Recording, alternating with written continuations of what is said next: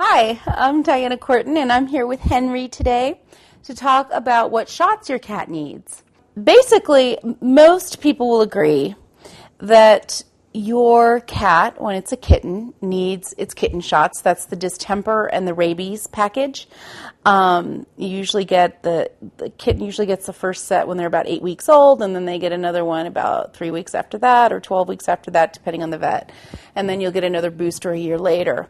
Where we get into the controversy is with some of the other shots that some vets recommend. The history of the annual booster shot was basically that veterinarians started recommending them as a way of getting people to come in to see the vet to get an annual checkup, to have their cat have an annual checkup.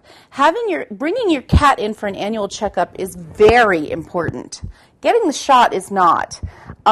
Most cats, just like with people, you get your shot to fight off bacterial infections, and then you really don't need more of them throughout your life.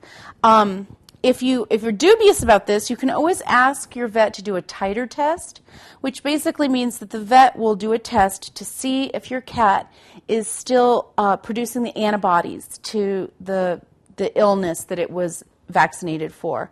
And if your cat's still producing the antibodies, then clearly it does not need to have a booster vaccination.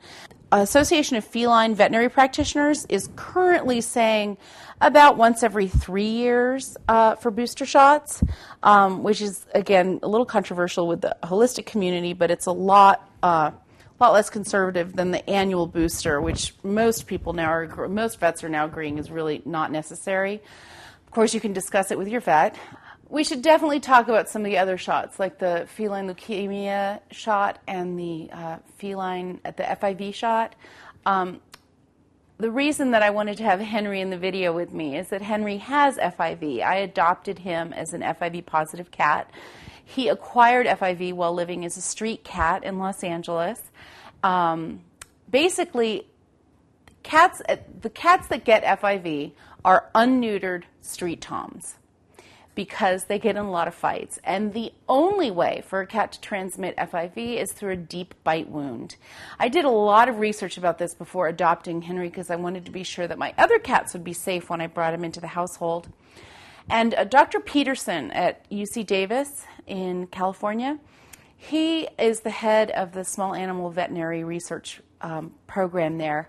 And he's actually the one who discovered the FIV virus. And his recommendation was against getting the vaccination. And here's why.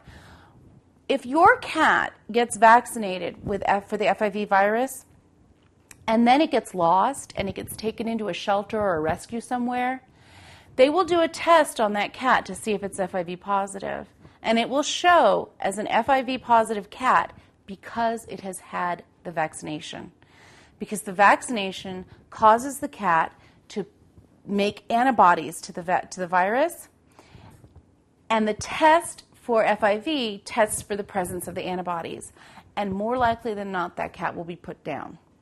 So the risk of the cat getting put down because it comes up FIV positive is a lot higher than the risk of the cat actually contracting FIV if it is neutered and living in a stable home environment.